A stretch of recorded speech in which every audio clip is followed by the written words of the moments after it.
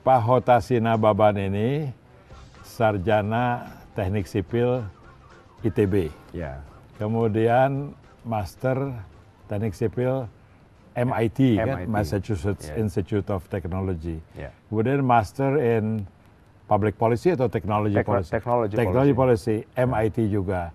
Kemudian menjalankan beberapa jabatan, antara lain di General Electric, naik-naik sampai jadi Chief Executive Officer. Yeah. Kemudian menjadi Direktur Utama Merpati Nusantara Airlines. Yeah. Waktu Anda pasti sangat berharga. Nah, terus selama beberapa tahun Anda tuh terganggu oleh kasus pengadilan yang ternyata tidak ada ujung pangkalnya, tidak dinyatakan bersalah.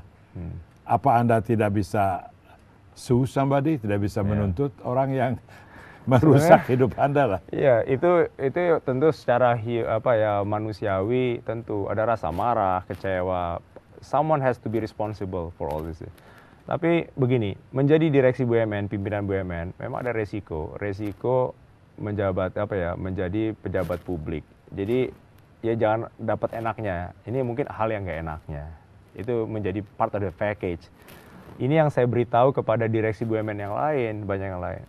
Jangan mikir bahwa yang manis-manisnya aja. Tapi ada resiko seperti ini loh, kecipratan lumpur seperti ini ya kita siap. As long kita nggak berbuat apa-apa. As long ini very important, integritas di atas segalanya. Kita harus tetap pegang integritas itu.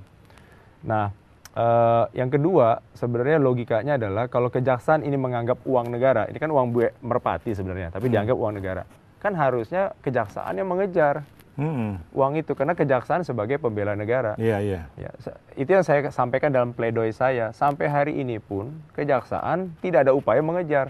Sekiranya uang itu nggak bisa kekejar karena ada masa berlakunya kan 7 tahun dari kejadian. Yang tanggung jawab siapa? Nah, kalau yang di Swiss di mana yang susah-susah dikejar, yang jelas ada di Washington DC di bawah jurisdiksi hukum Washington DC, harusnya tidak susah. Tidak susah, dan mereka ini 2 orang yang upper middle class, asetnya jelas, ya kan? Dan pemerintah Amerika mau bantu. Itu yang saya heran. Ada mengikuti kasus yang berlangsung dengan Mr. Hooper itu di sana? Cooper. Terakhir dapat informasi dari Duta Besar Indonesia di sana, di Washington, melalui stafnya. Mereka memantau terus, jadi mereka dalam proceeding masih mencek dokumen-dokumen. Nah, oleh karena itu mereka katakan sekiranya kemarin saya guilty, lawyernya mereka kan gunakan itu untuk meringankan dia. Bagaimana? Iya, betul. Karena dianggap bahwa transaksi ini ilegal gitu.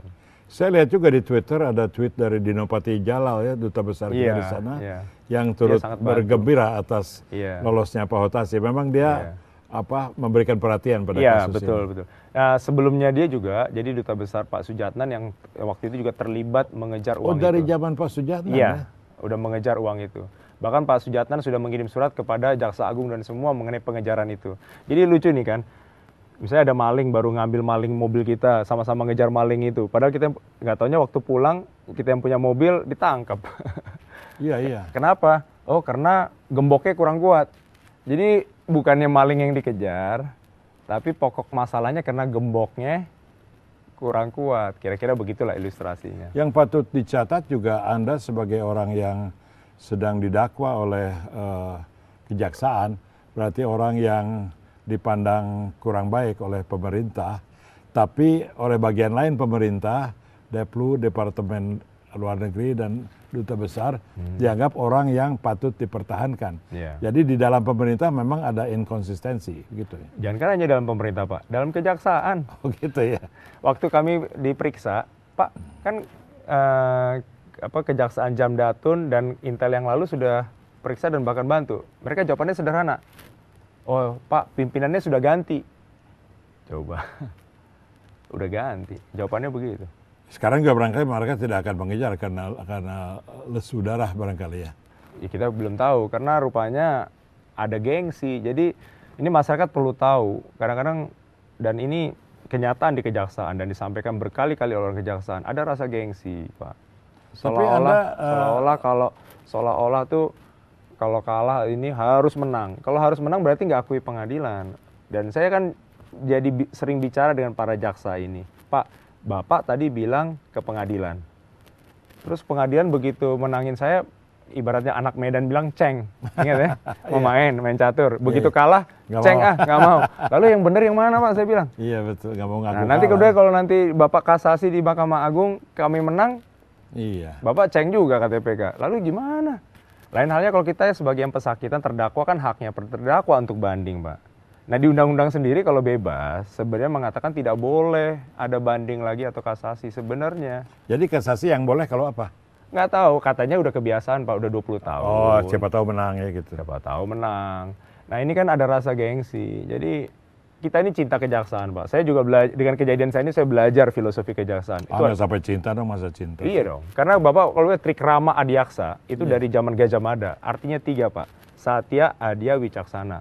Satya itu jujur Pak. Jaksa itu harus jujur dulu, number 1. Nomor 2, Adi itu artinya sempurna, itu akurat.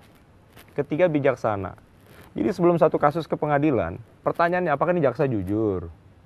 Kedua, apa datanya akurat? Ketiga, bijaksana. Saya berapa kali ngomong sama teman-teman jaksa, iya Pak kita tahu. Tapi di mana itu rohnya? Kok hilang? Kan negara yang kuat kan kalau hukumnya, sistem hukumnya kuat. Nah adalah baiknya tolonglah. Kalau gengsi memegang peran ego, apa Anda tidak khawatir dengan Anda bicara di publik mengenai mereka itu? Mereka jadi begitu malunya sampai nanti bikin macam-macam lagi gitu. Mayoritas jaksa Pak ingin kejaksaan yang baik Pak. Ini saya yakin cuma 1-2 orang. Oh kalau begitu bagus, kita berpegang Kita memang yakin pada kaidah mayoritas itu mayoritas baik, ya. Pak. Dan Bapak kalau lihat ya Pak, itu saya akan pelajari Pak kejaksaan. Itu lembaga yang agung. Jadi dengan case ini saya nggak menyerang kejaksaan, saya nggak menyerang lembaga, saya nggak menyerang korps. Tidak, mereka baik. Cuma membahas kasus ini. Kasus ini Oke, kita break lagi. Pembicara dengan Hotasien Nababan pada Wimar Show. Jangan kemana-mana.